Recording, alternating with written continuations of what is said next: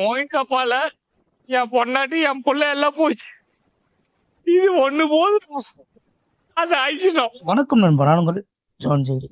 ஒரு குடியால ஒரு குடும்பத்துக்கு எந்த அளவுக்கு பாதிப்பு அப்படின்றது எவ்வளோ பேர் சொல்லியிருக்காங்க. ஆனால் என்ன ஒரு விஷயம் பார்த்தீங்கன்னா, எல்லாருமே வந்து அந்த அனுபவப்பட்ட அப்புறம் தான் வெளியில் வந்து அதை சொல்கிறாங்களே.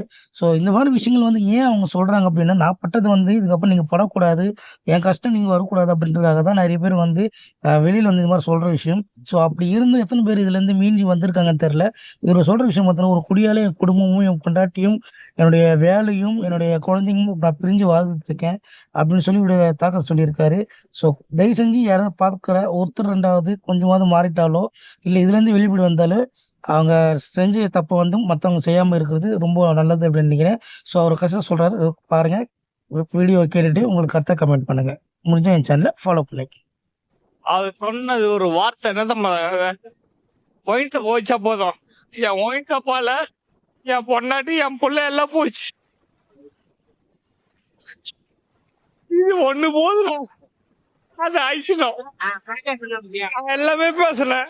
என் பொண்டாட்டி என் புள்ள என் கடை எல்லாம் போயிடுச்சு.